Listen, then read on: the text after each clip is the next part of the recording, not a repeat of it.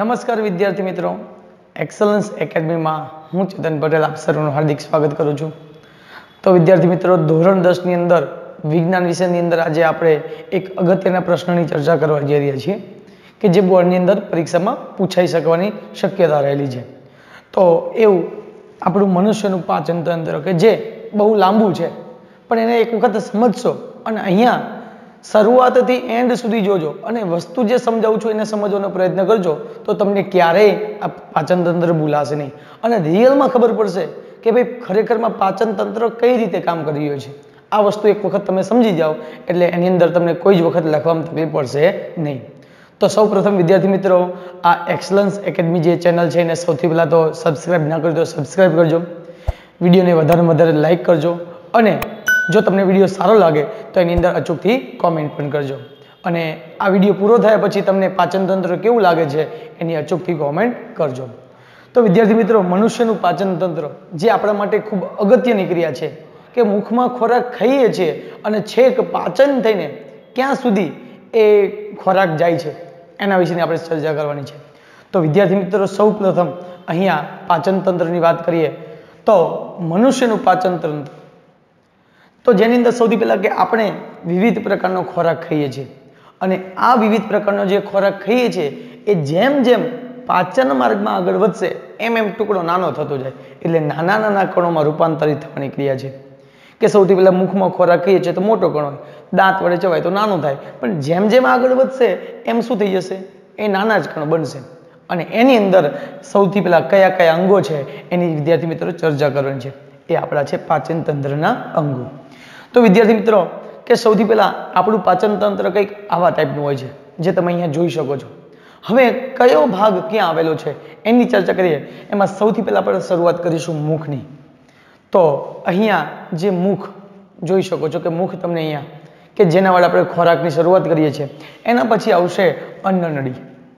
તો અન્નનળી તમને અહીંયા જોવા મળશે। એના પછી આગળની વાત કરીએ તો કે જઠર, અને એ જઠર અહીંયા તમને જોવા મળશે। જઠર પછી વાત કરીએ તો નાનું આંતરડું, જે તમે અહીંયા જોઈ શકશો કે નાનું આંતરડું જે ખૂબ જ ઓછી જગ્યામાં ગૂંચળામય રીતે ગોઠવાયેલું છે। એના પછી વાત કરીશું કે મોટું આંતરડું, જે અહીંયા બહારની તરફ મોટું છે પણ મોટું નથી એના જેવું। એના પછી વાત કરીશું મળદ્વાર, કે જેના મારફતે જે ખોરાક છે એ શરીરની બહારની તરફ ધકેલવામાં આવે। તો વિદ્યાર્થી મિત્રો, તમે પાચન તંત્રમાં બધા અંગો વિશે જોયું કે કયો ભાગ ક્યાં આવેલો છે।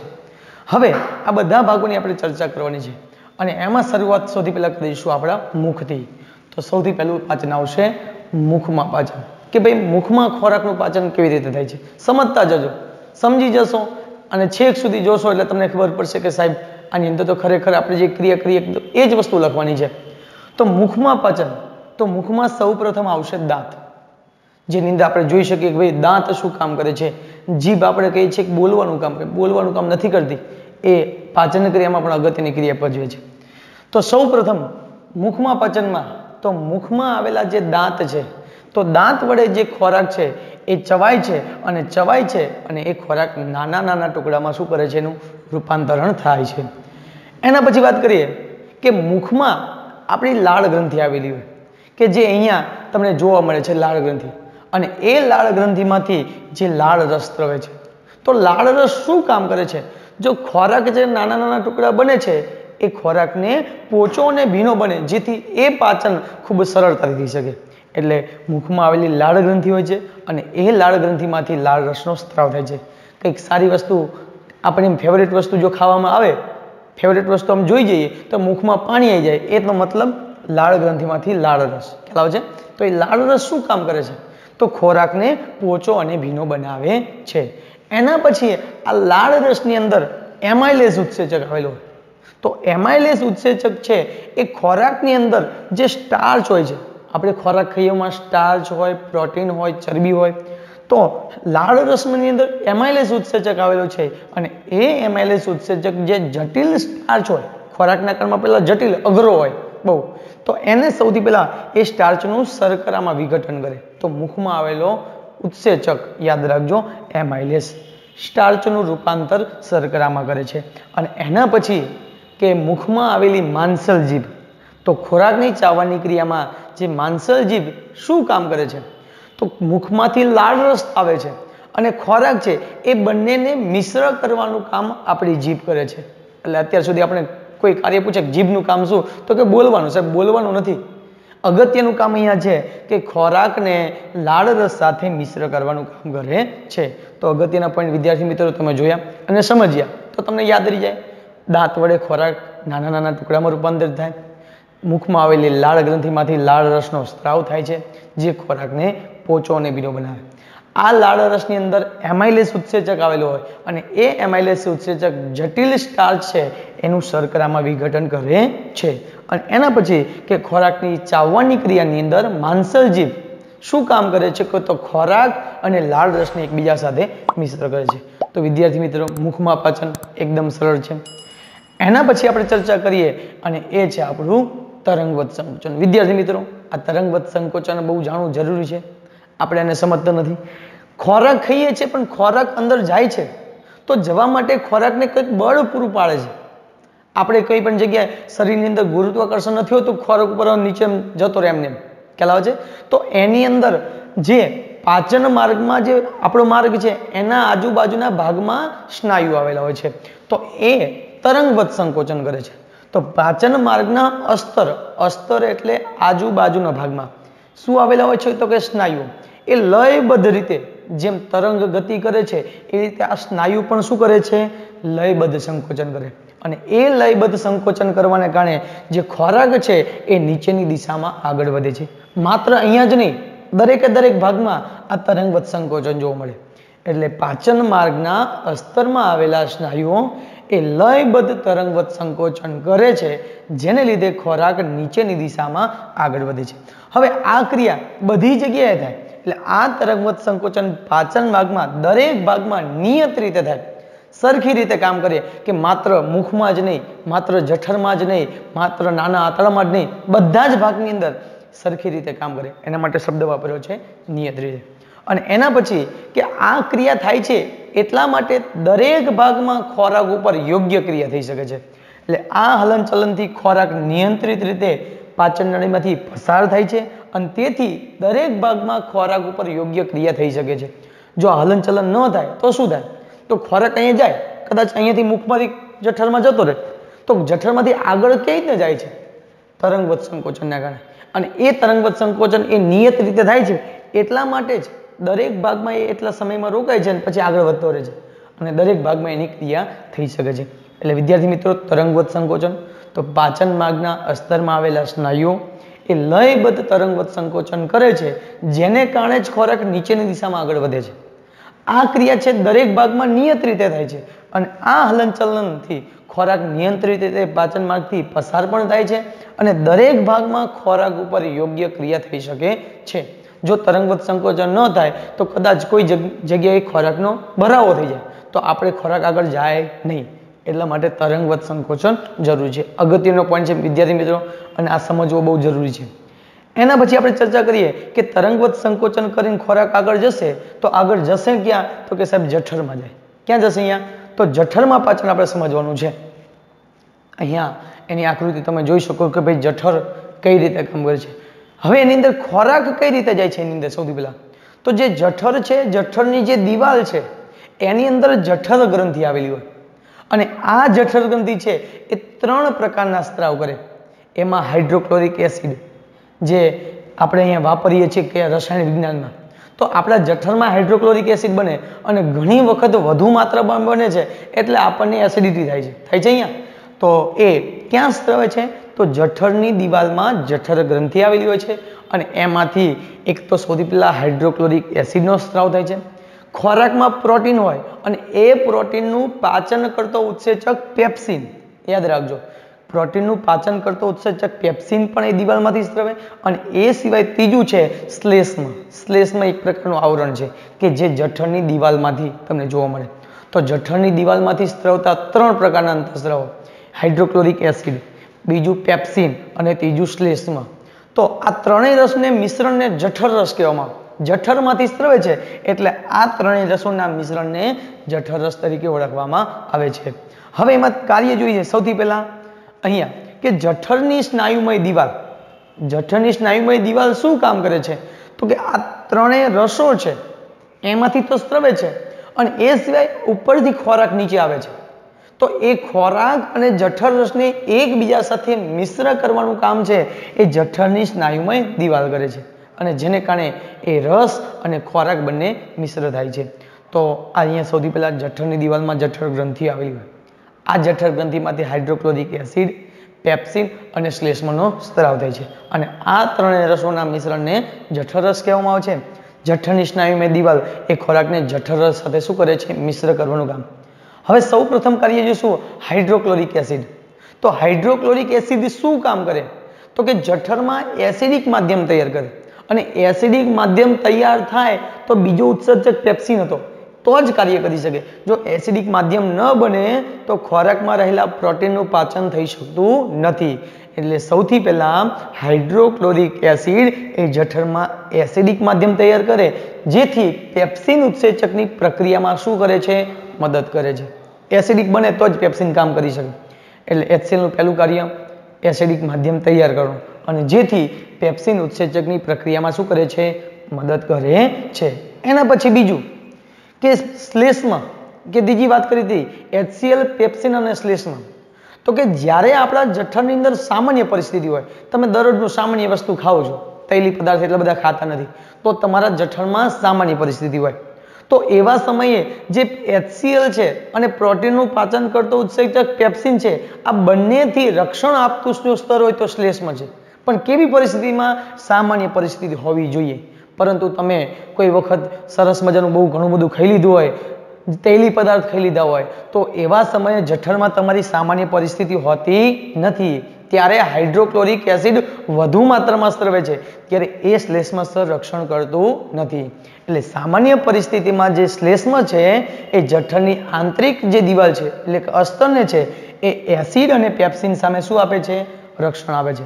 એટલે જે જઠરની દિવાલમાં શ્લેષ્મ આવેલું હોય કે જે પેપ્સિન અને એસિડથી શું આપે છે? રક્ષણ આપે છે.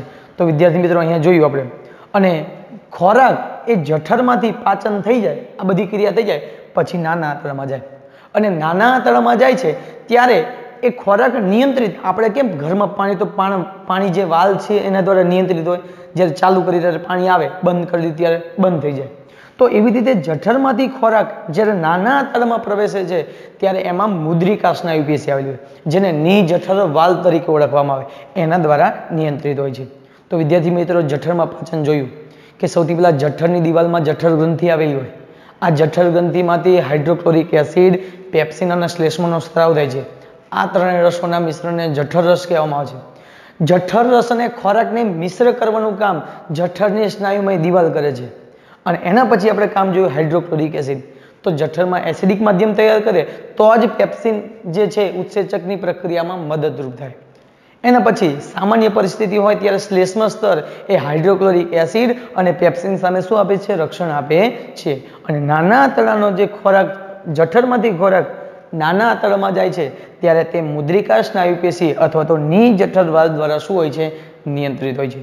તો વિદ્યાર્થી મિત્રો અહીંયા બીજું પાચન જોયું, જઠરમાં પાચન. હવે એના પછી આપણે જોવાનું છે નાનું આંતરડું. નામ છે નાનું પણ કામ બહુ મોટું છે.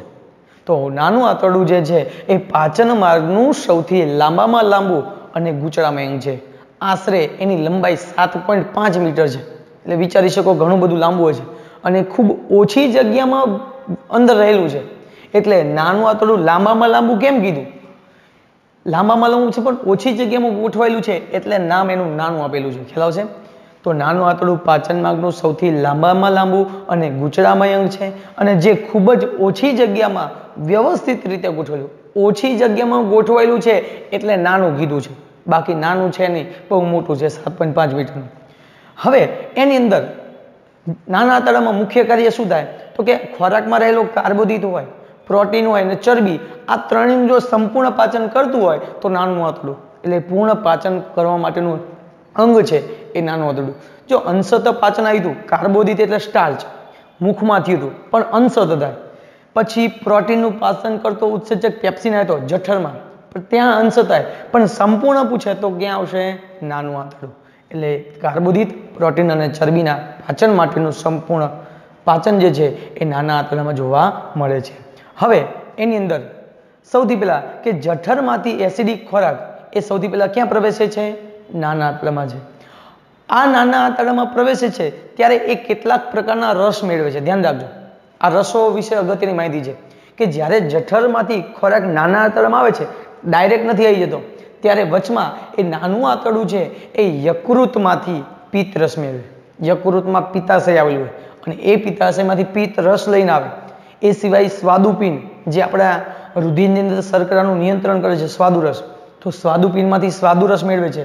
અને ત્રીજું આંતરિક ગ્રંથિ, અને એ આંતરિક ગ્રંથિમાંથી આંતરરસ મેળવે છે. આ બેઝિકલી માહિતી આપણે નાના આંતરડાને જોઈ. પાચન માર્ગનું સૌથી લાંબામાં લાંબુ અને ગૂંચળામય અંગ છે. એ ખૂબ જ ઓછી જગ્યામાં સુવ્યવસ્થિત રીતે ગોઠવાયેલું છે. કાર્બોદિત, પ્રોટીન અને ચરબીના સંપૂર્ણ પાચન માટેનું અંગ છે. જઠરમાંથી જે એસિડિક ખોરાક આવે છે એ સૌથી પહેલા ક્યાં પ્રવેશે છે? એટલે કે નાના આંતરડામાં પ્રવેશે. અને નાના આંતરડું છે એ યકૃતમાંથી પિત્તરસ મેળવશે, સ્વાદુપિંડમાંથી સ્વાદુરસ મેળવશે અને આંતરિક ગ્રંથિમાંથી આંતરરસ મેળવે છે.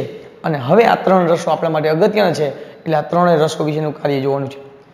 સૌથી પહેલો પિત્તરસ. હવે સમજવાનું છે આ રસ કયા પ્રકારનું કામ કરે છે, અગત્યના છે બહુ. તો સૌથી પહેલા આ રસ જે છે એ આપણા જે જઠરમાંથી ખોરાક નાના આંતરડામાં, એમાં વચ્ચેના ભાગમાં યકૃત આવે છે અને એ યકૃતમાંથી એ પિત્તરસ સ્રવે. તો યાદ રાખજો, પિત્તરસ ક્યાંથી સ્રવે? તો જઠરમાંથી આવતા એસિડિક ખોરાકને જે પિત્તરસ છે એ સૌથી પહેલા તો જઠરમાં જે ખોરાક હતો એ એસિડિક હતો, હાઇડ્રોક્લોરિક એસિડ આવ્યો. એટલે સૌથી પહેલા જે પિત્તરસ છે એ આલ્કલીય. આલ્કલીય એટલે બેઝિક બનાવે, અને બેઝિક બને તો જ સ્વાદુરસના ઉત્સેચક કામ કરી શકે, બાકી થાય નહીં.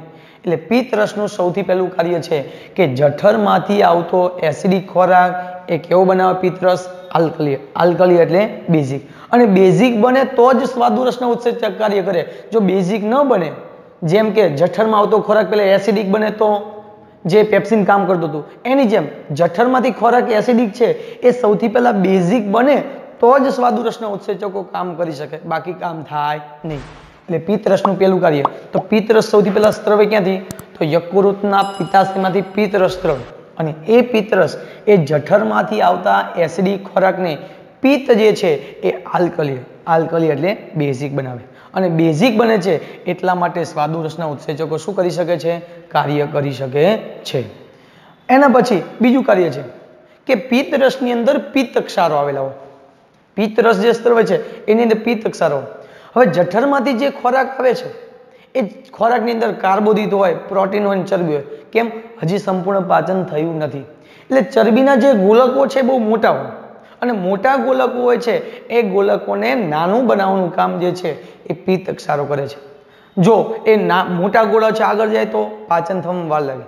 એટલે પિત્ત ક્ષાર જે છે એ ચરબીના જે મોટા ગોલકો હોય એ મોટા ગોલકોને નાના નાના ગોલકોમાં વિખંડિત કરે, રૂપાંતરિત કરે. અને આ નાના ગોલકોમાં રૂપાંતરિત કરવાની ક્રિયા છે એ ક્રિયાને કહેવામાં આવે છે તૈલોદીકરણ. અને આ તૈલોદીકરણની ક્રિયા શા માટે થાય છે? તો કે સ્વાદુરસના જે ઉત્સેચકો છે એ ક્રિયાશીલતા વધુ થઈ જાય. ક્યારે વધુ થાય? તો કે ચરબીના મોટા ગોલકો કેવા બની જાય? નાના. મોટો લાડવો ખાવો હોય પણ એનો જગ્યાએ નાના નાના લાડવા ખાઈ દે તો જલ્દી ખાઈ જવાય. મોટો લાડવો ખાવ તો વાર લાગે અહીંયા. તો એની જેમ પિત્ત ક્ષારો છે એ ચરબીના મોટા ગોલકોને વિખંડિત કરીને નાના ગોલકોમાં રૂપાંતરિત કરે છે, અને એ ક્રિયાને કહેવામાં આવે છે તૈલોદીકરણ. અને એ તૈલોદીકરણની ક્રિયાને કારણે ઉત્સેચકોની ક્રિયાશીલતામાં શું થાય? વધારો થાય, કે ઉત્સાહ વધી જાય, ઉત્સેચકોને કામ કરવામાં વધારો થઈ જાય. એટલે કે ઉત્સેચકોની ક્રિયાશીલતામાં વધારો થાય. વિદ્યાર્થી મિત્રો, પિત્તરસનું કાર્ય જોયું. પિત્તાશયના પિત્તરસનો સ્ત્રાવ કરે. જઠરમાંથી પહેલા એસિડિક ખોરાક આવે એને સૌથી પહેલા તો કેવું બનાવે? આલ્કલી, બેઝિક બનાવે, જેથી કરીને સ્વાદુરસના ઉત્સેચકો કાર્ય કરી શકે છે. પિત્ત ક્ષારો એ ચરબીના મોટા ગોલકોને વિખંડિત કરે અને નાના નાના ગોલકોમાં શું કરે છે? રૂપાંતરિત. તો આ ક્રિયાને તૈલોદીકરણની ક્રિયા કહેવાય. આ જે અલગ લાઈનથી કરેલું છે ધ્યાન રાખજો, એક ગુણની અંદર પૂછી શકે કે ભાઈ તૈલોદીકરણની ક્રિયા એટલે શું? તો જઠરમાંથી આવતા ચરબીના મોટા ગોલકોને નાના ગોલકોમાં રૂપાંતરિત કરવાની ક્રિયાને તૈલોદીકરણની ક્રિયા કહેવામાં. અને એ તૈલોદીકરણની ક્રિયા થાય છે જેને કારણે ઉત્સેચકો જે છે એની ક્રિયાશીલતા વધી જાય છે. તો પિત્તરસનું કાર્ય. એના પછી સ્વાદુરસનું કાર્ય, કે સ્વાદુરસ કઈ રીતે કામ કરે છે? તો આપણને ખબર છે કે સ્વાદુપિંડમાંથી સ્વાદુરસ મુક્ત થાય. તો સ્વાદુપિંડ એ સ્વાદુરસનો શું કરે છે? સ્ત્રાવ. હવે સ્વાદુરસની અંદર ઉત્સેચકો આવેલા હોય. ઉત્સેચકો એટલે શું? સૌથી પહેલા તો કે જે પ્રક્રિયાને ઝડપી બનાવવામાં મદદરૂપ થતા હોય.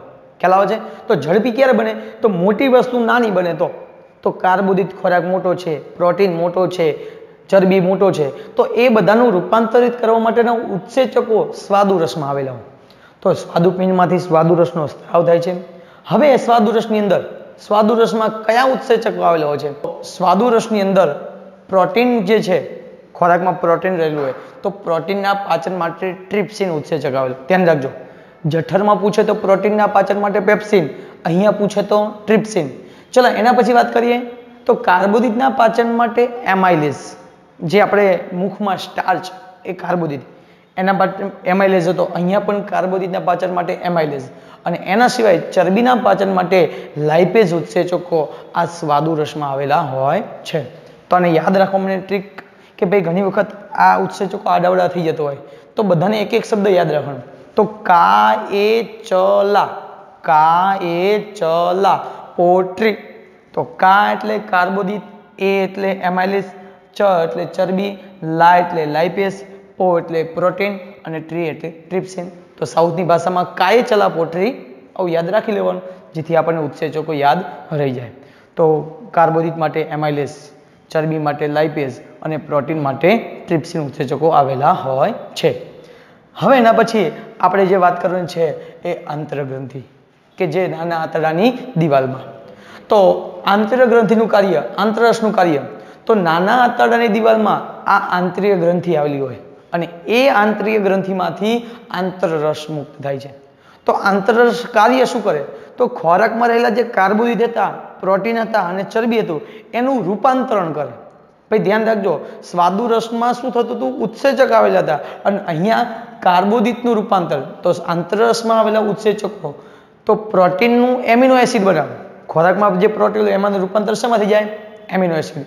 એ સિવાય જટિલ કાર્બોદિતનું શર્કરામાં રૂપાંતર કરે, એટલે કે ગ્લુકોઝ. શર્કરા એટલે ગ્લુકોઝ. અને ચરબીનું જે છે એમાંથી ફેટી એસિડ અને ગ્લિસરોલ. અને ફેટ જે છે, ચરબી છે, ઘણી વખત આપણે પેટમાં જમા રહે છે, જેને આપણે એમ કંઈક ફેટ વધી ગયા છે, ખ્યાલ આવે છે? તો ચરબી જે છે એનું રૂપાંતર ફેટી એસિડ અને ગ્લિસરોલમાં કરે છે. તો યાદ રાખજો, આંતરિય ગ્રંથિમાંથી આંતરરસ આવેલો હોય છે. આ આંતરરસ બધા ઉત્સેચકો છે એ પ્રોટીનનું રૂપાંતર એમિનો એસિડમાં કરશે, જટિલ કાર્બોદિત હશે કણો એનું ગ્લુકોઝમાં રૂપાંતર કરશે, અને ચરબીનું જે છે એ ફેટી એસિડ અને ગ્લિસરોલમાં. એટલે આ ત્રણેયનું સંપૂર્ણ પાચન અહીંયા થયું. આગળ જે આવ્યું હતું અંશત હતું, અહીંયા જે આવ્યું કેવું આવ્યું? સંપૂર્ણ. એટલે યાદ રાખજો, પ્રોટીનનું એમિનો એસિડ, જટિલ કાર્બોદિતનું ગ્લુકોઝમાં, અને ચરબી જે હોય છે ખોરાકમાં એનું ફેટી એસિડ અને ગ્લિસરોલમાં રૂપાંતર કરે છે. આ કાર્ય હતું આંતરરસનું. હવે એના પછી આપણે જે કાર્ય જોવાનું છે એ છે પાચિત ખોરાકનું અભિશોષણ. કે ભાઈ કાર્બોદિત રૂપાંતરિત થઈ ગયો, પ્રોટીન રૂપાંતરિત થઈ ગયું, ચરબી રૂપાંતરિત થઈ ગયું, તો હવે જાય ક્યાં? તો એ પાચિત ખોરાકનું શું થાય છે? શોષણ થાય છે. તો ક્યાં થાય છે? તો કે નાના આંતરડાની જે દિવાલ, નાના આંતરડાની અંદર એ રસાંકુરો આવેલા હોય અને એ રસાંકુરો છે એ રુધિરથી ભરેલા હોય. તો રુધિર જે છે એ કાર્બોદિત, પ્રોટીન અને ચરબીનું રૂપાંતર થયું, એમિનો એસિડ, ફેટી એસિડ અને ગ્લિસરોલ એ રૂપાંતર થયું. તો રુધિર જે છે એનું શું કરી લેશે? શોષણ કરશે. શું કરશે? અહીંયા શોષણ કરવાને કારણે એ બધા ખોરાક છે લોહી દ્વારા શરીરના વિવિધ ભાગો સુધી જાય. તો પાચિત ખોરાકના અભિશોષણમાં તો નાના આંતરડાની દિવાલમાં પાચિત ખોરાકનું શું થાય છે? અભિશોષણ થાય છે. તો એની માટે તો નાના આંતરડાનો જે અંતિમ ભાગ હોય છે અને એ અંતિમ ભાગના શેષાંત્રના અંદરના અસ્તરમાં આંગળી જેવા પ્રવર્ધો, આંગળી એટલે આપણા જે રૂંવાટી જે છે એ રૂંવાટી ટાઈપના એ આંગળી જેવા શું આવેલા હોય છે? પ્રવર્ધો. અસંખ્ય પ્રવર્ધો આવેલા હોય છે અને એ પ્રવર્ધોને રસાંકુરો કહે છે. તો રસાંકુરો શું કામ કરે છે? તો રસાંકુરો એ અભિશોષણ માટે સપાટીનું ક્ષેત્રફળ વધારે છે. એટલે આપણે ખોરાક ખાઈએ, પાચિત થાય એટલે આપણા પેટના કદમાં વધારો થાય છે. શેને કારણે? કે રસાંકુરો એ ખોરાકનું જે અભિશોષણ કરશે એટલે એનું સપાટીનું ક્ષેત્રફળ શું થઈ જશે? વધી જશે. તો પાચિત ખોરાકના અભિશોષણમાં નાના આંતરડાની દિવાલમાં પાચિત ખોરાકનું અભિશોષણ થાય. ક્યાં આવેલું હોય? તો નાના આંતરડાનો અંતિમ ભાગ શેષાંત્ર, અને એ શેષાંત્રના અંદરના અસ્તરમાં આંગળી જેવા શું આવેલા હોય છે? અસંખ્ય પ્રવર્ધો, જેને રસાંકુરો કહેવામાં છે. અને રસાંકુરો એનું શોષણ કરવા માટે એ સપાટીના ક્ષેત્રફળમાં શું કરે છે? અહીંયા વધારે છે. તો અહીંયા એના પછી કે જે રસાંકુરો છે એ રુધિર પુરવઠા સભર હોય છે, એટલે કે રુધિર વાહિનીઓથી સમૃદ્ધ હોવાને કારણે એ શોષણની ક્ષમતા પણ એમાં કેવી હોય છે? ખૂબ જ વધારે હોય છે. શેને કારણે? તો કે એ રુધિર વાહિનીઓથી સભર હોય છે, રુધિરથી ભરેલા હોય છે, જેને કારણે એનું શોષણ વધારે પ્રમાણમાં થઈ શકે છે. તો પાચિત ખોરાકનું અભિશોષણ કરવા માટે રસાંકુરો આવેલા હોય, અને આ રસાંકુરો રુધિરથી ભરેલા હોય છે, જેને કારણે ખોરાકનું અભિશોષણ વધુ થઈ શકે છે. એના પછી જે ખોરાક વૈધો છે કે ભાઈ ખોરાકનું પાચન તો થઈ ગયું, પાચન થઈ ગયેલા ખોરાકના કણો લોહીમાં જતા તો રહ્યા, પણ હવે જે નકામો પદાર્થો વધ્યા, તો અપાચિત ખોરાક જેનું પાચન થયું નથી, આપણે બધો ખોરાક ખાઈ બધો કંઈ સારો નથી હોતો, નથી જે સારો હતો એનું પાચન થતું નથી, એટલે અપાચિત ખોરાક એ મોટા આંતરડામાં, નાના આંતરડામાંથી ક્યાં આવશે? મોટા આંતરડામાં.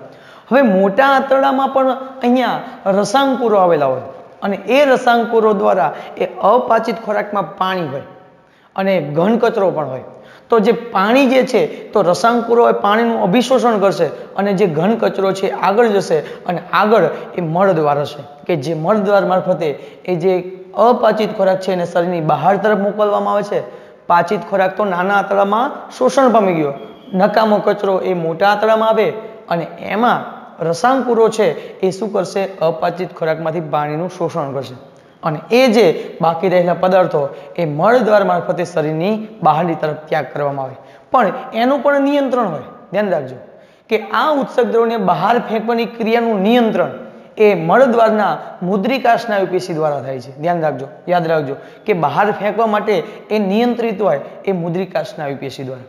તો અહીંયા મળોત્સર્જન કે અપાચિત ખોરાક મોટા આંતરડામાં મોકલવામાં આવે, મોટા આંતરડામાં વધુ માત્રામાં રસાંકુરો હોય, અને એ રસાંકુરો દ્વારા અપાચિત ખોરાકમાં જે પાણી હોય છે પાણીનું શોષણ થાય છે, અને એ બાકી રહેલા પદાર્થો છે એ મળદ્વાર મારફતે શરીરની બહાર ધકેલાય. એ પણ આ ઉત્સર્ગ દ્રવ્યને બહાર ફેંકવાની ક્રિયાનું નિયંત્રણ મળદ્વારમાં એ મુદ્રિકા સ્નાયુઓ આવેલા, અને એ મુદ્રિકા સ્નાયુઓ એનું નિયંત્રણ કરે છે.